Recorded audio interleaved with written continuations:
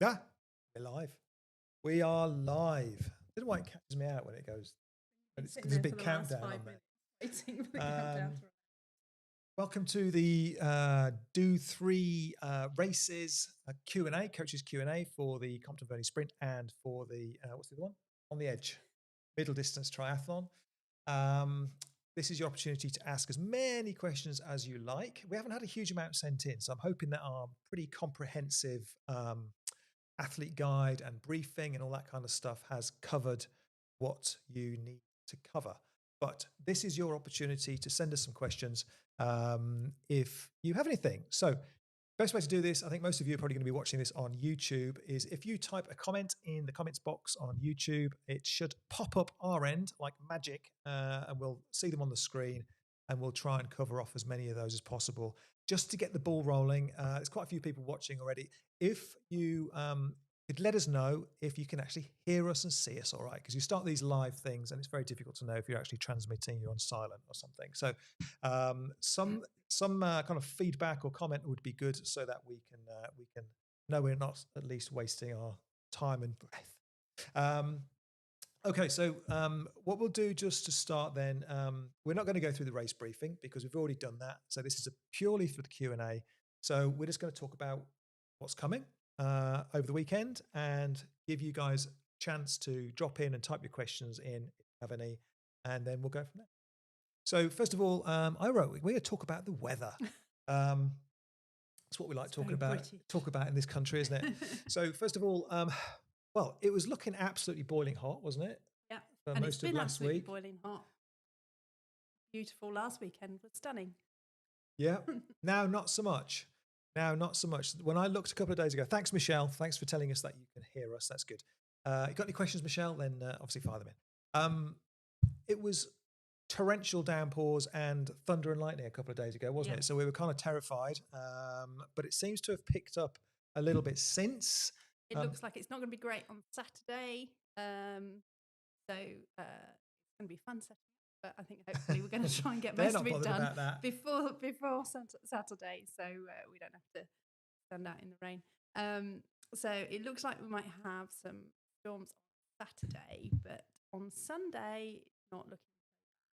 It looks like we might have a few showers, but frost. Yeah, yeah. It is what it is. It's going to happen either way, isn't it? Okay, so the lake temperature at the moment, there's no guarantees in terms of lake temperature just yet. We're going to have to take the temperature first thing on race day morning just to get the final numbers. But we've been down there today and we've dabbed the temperature thermometer gauge in there a few places, haven't we? Mm-hmm. Yeah, it's as most of you will be aware, we have a wetsuit exemption rule, which means that wetsuits are allowed higher than they normally would in most triathlons. So we're okay up to 25 degrees. Above 25 degrees, you cannot wear a wetsuit, and you can't wear buoyancy shorts or any kind of neoprene fabrics. But today the temperature is 22 degrees, and it's a nice sunny warm day. So hopefully this will be no cooler than it. So if it stays at about the same temperature, that will be a lovely temperature, whether or not wet. So fingers crossed, wetsuits should be allowed, but as I say, no guarantee. Yes, yeah. Anyone that's just kind of tuned in recently, this is the live Q&A. If you've got any questions, just type them in the comments box on YouTube, and they will pop up on our side. I can see your question there, Michelle. I'll wait for a few more questions to come in, and we'll hoover up your question for you in a minute. Just to carry on, to give people a little bit longer to kind of tune in and put the questions in. Registration is the next thing. Obviously, you've no doubt listened to the briefing and gone through the registration document or the athlete's guide in full detail. So you won't need to know any of this stuff. But we're having 2 registration slots. First thing on Sunday morning before the race, but also on Saturday, there's early registration from 6 p.m. till 8 p.m. as well. You can't rack your bike then, but you can come and register. And again, like we said in the briefing, we do recommend that you do that if you can, because it'll make everyone's life easier, including your own, which is the most important thing for race day. Race day, you want to keep things as stress-free as possible, reduce down the amount of things you've got to think about as far as possible, and look after yourself and get your bike racked and all that kind of stuff. Don't worry about registration. You've got more Sunday time to morning. make sure the stickers are straight on your bike Yeah. and your helmet. Yeah, got to get your stickers. Got to get your stickers straight. Yeah, nothing else to say about that really. If you have, please, it's a bit late now for us to officially get your British Triathlon race pass details. So you will be asked for that. If you haven't already got one of those, you will be asked for that at registration now, and we can fill that in the box. But please, if you haven't got that, please don't turn up without a British Triathlon race pass or your British Triathlon membership, either in a physical card or on your phone, which I think they generally phone, don't they, Yeah. instead. So please do that before you turn up. We can't let you race unless you've got your race pass. So we might be sending off people into a corner in the marquee to quickly go and buy their race passes on Sunday morning, but hopefully we'll keep that to a minimum. What else is there? There's a few of you who haven't given your swim times still, but again, we can collect those from you in fact, it doesn't matter now because all the swim order is already in place. And actually, while I think about that, the race entry list is now live and it's out. And if you want to look at that to see who else you're racing against, it is at the bottom of the athlete guide. So if you go back to the athlete guide, scroll down to the kind of opening page, then you'll see the sprint and middle distance race entries there.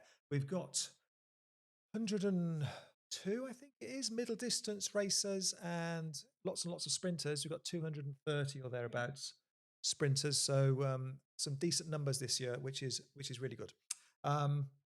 Should we do Michelle's question while it's on here? Can I put extra clothes on in T1 like a cycling jacket? Absolutely, Michelle. Yeah. Yep. You can pretty much put what you like on in T1. And if the weather's not great and you're not used to riding your bike perhaps so much, especially if it's going to get a bit chilly, then yeah, make sure you're comfortable and put what you want to put on. That's absolutely fine. If you want gloves, gilet or jacket, yeah.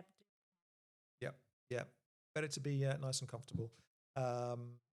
So anyone else got any questions? Send them in. What have we got? What does that say? What have I written down? Bike racking. Well, I've kind of covered that already. Bike racking can only be done on Sunday morning.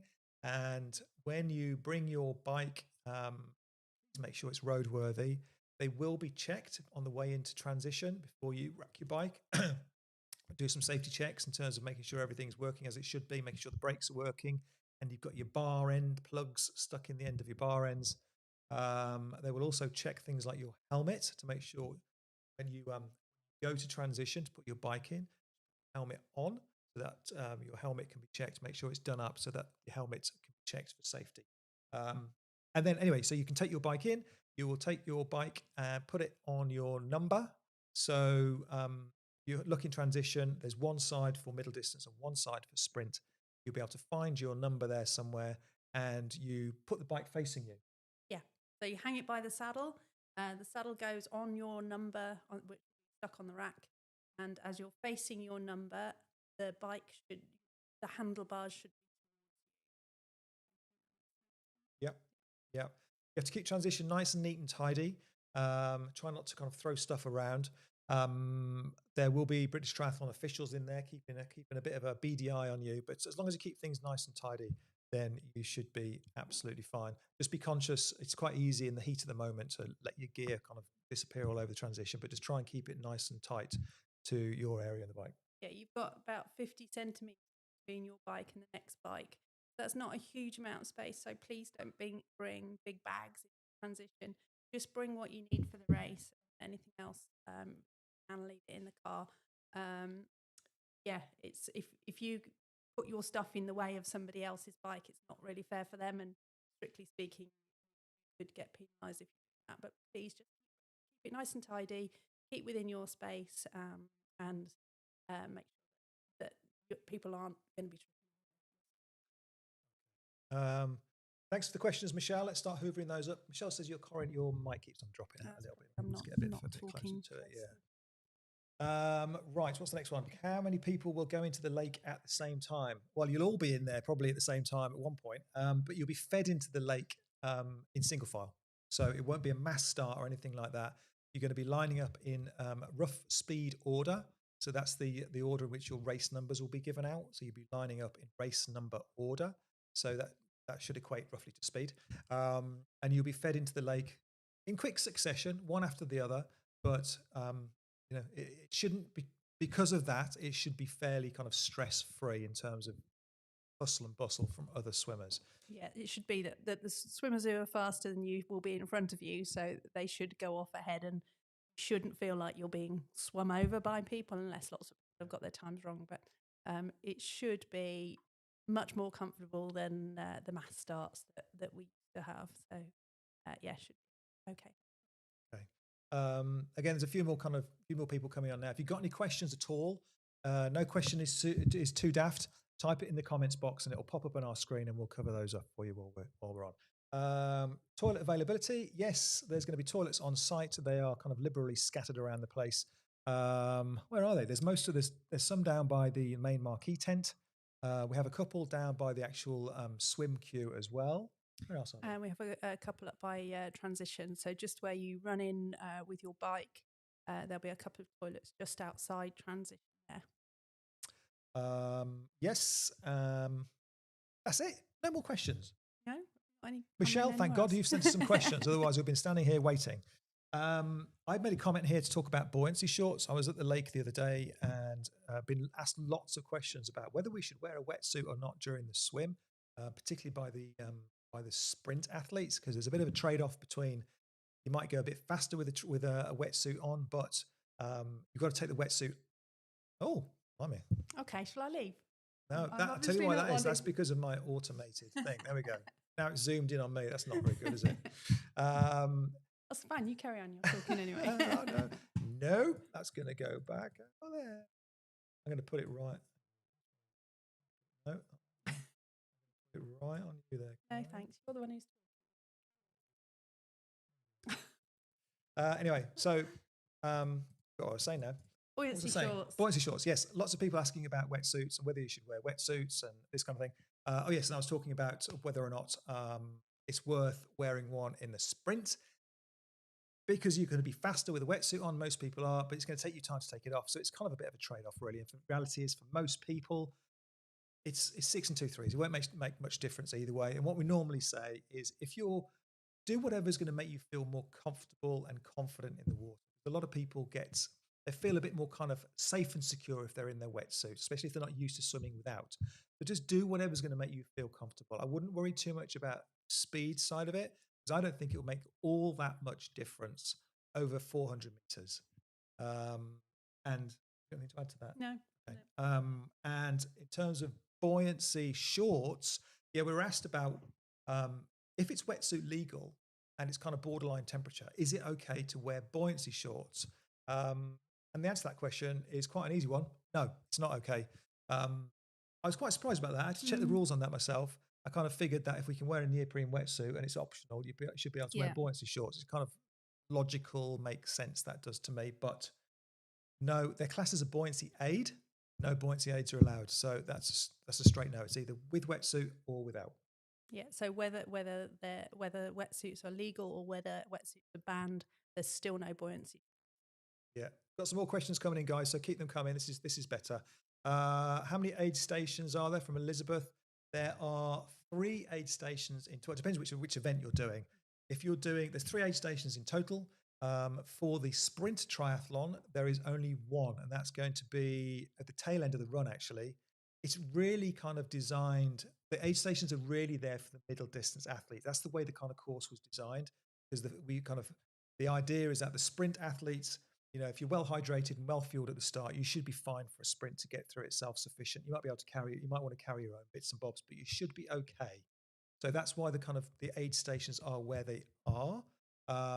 It will just be water at the aid station for the sprint. Drink, but there's no food on the aid station for the sprint race. Yeah. Elizabeth, I can't remember which event you've entered now. I was looking at entries today, and I think we've had some back and forth. Oh, I think Elizabeth, if I remember rightly, you're the lady that upgraded from the sprint to the middle. I think I'm right when I say that. So yes, the aid station's in the middle. The first aid station you will come to is the bike aid station, and that is effectively halfway through the bike. So it's at the top of Edge Hill. So by the time you get to the first aid station, you'll have done the vast majority of the lumpy bits. You'll be just under halfway, a couple of miles under halfway, but you've done the bulk of the climbing. Have your aid station. There's an aid station there. That will be fully stocked with energy gels and energy drink and water and what else is there? I think there's Bananas. bananas. Yeah, I can't remember what else there is now, but there should be plenty of stuff there for you. Then the next aid station you're going to come across will be the run, kind of early stages. It's about mile and a half into the run, thereabouts, which is just as you kind of leave Combrook and you're heading towards Lodge Farm. There's a lay-by on the right-hand side, and there's the first run aid station is there. The next aid station, I should have got this written, should have kind of measured the distance from the aid station, shouldn't we? The next aid station is a few miles after that. A few miles after that, which is the second run aid station. Then, of course, you're going to go around twice for the middle distance. So you'll have 4 visits to aid stations. So there should be plenty of opportunity to get what you need.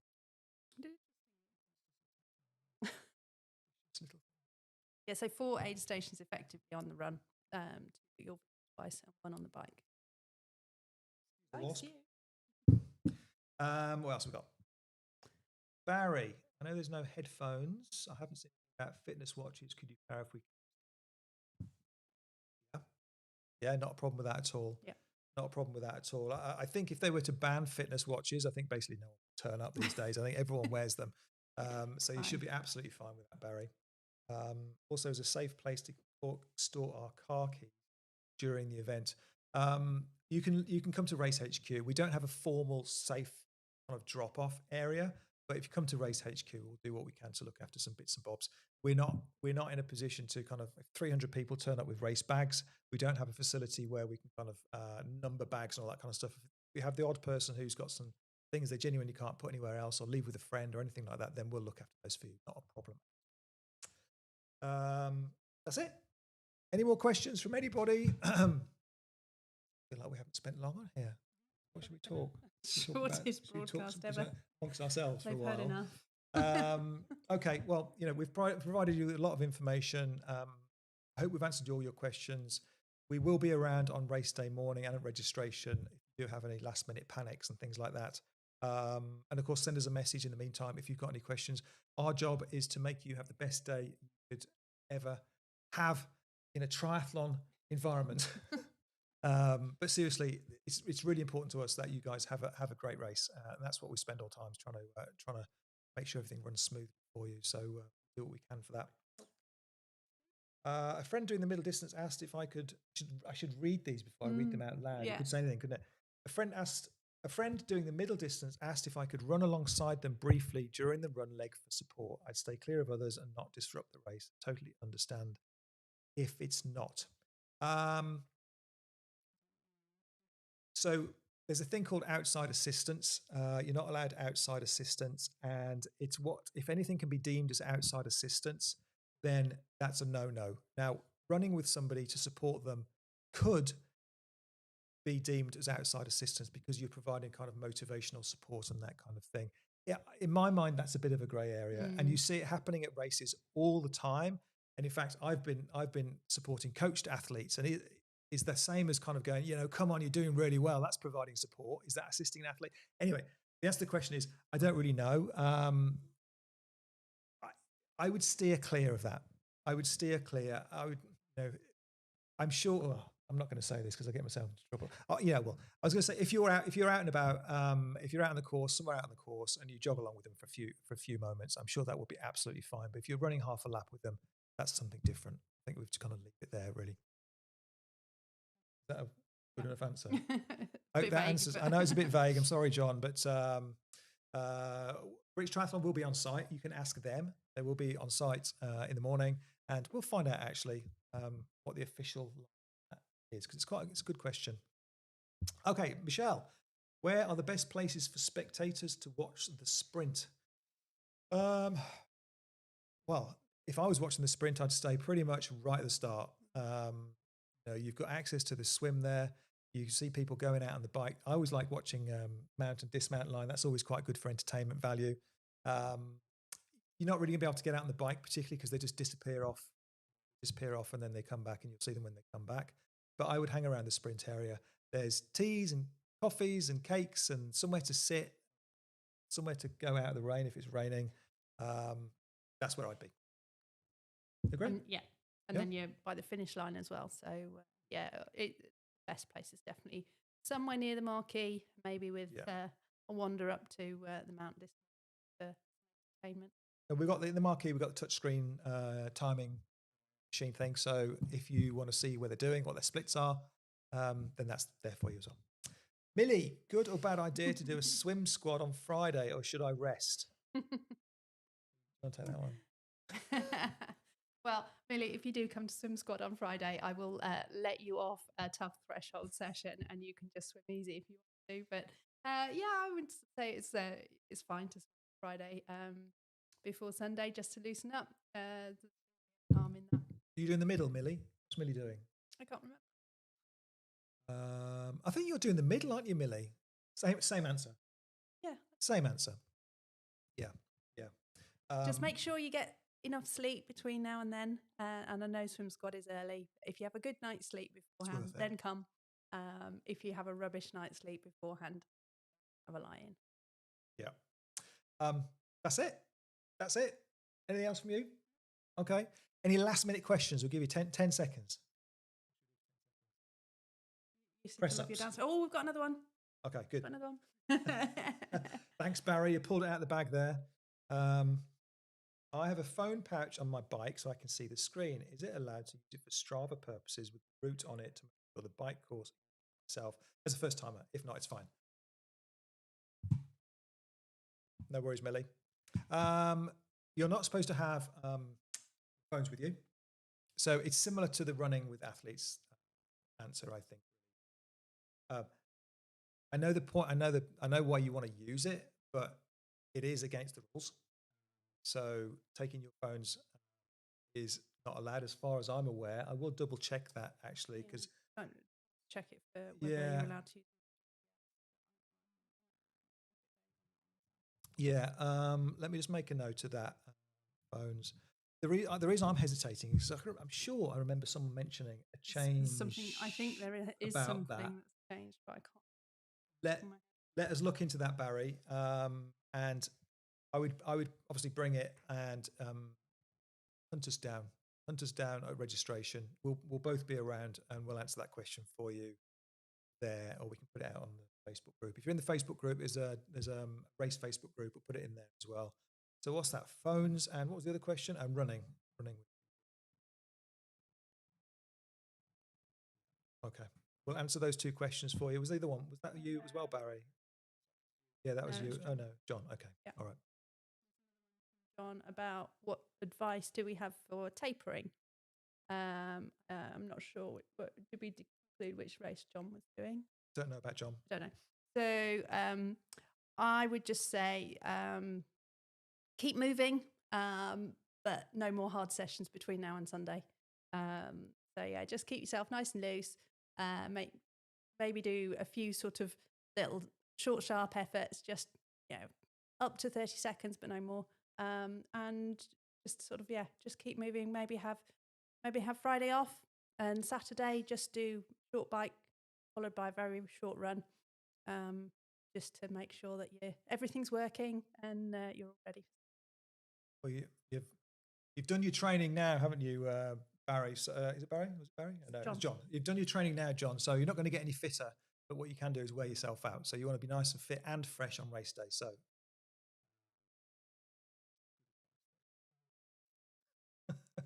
Anyway, so that's it. See you Sunday. See you Sunday. Got any questions, then fire them in. We'll see you on Saturday evening if you come then, or Sunday morning. But apart from that, have a great day, and we'll see you out there. Take care. Bye. Bye-bye.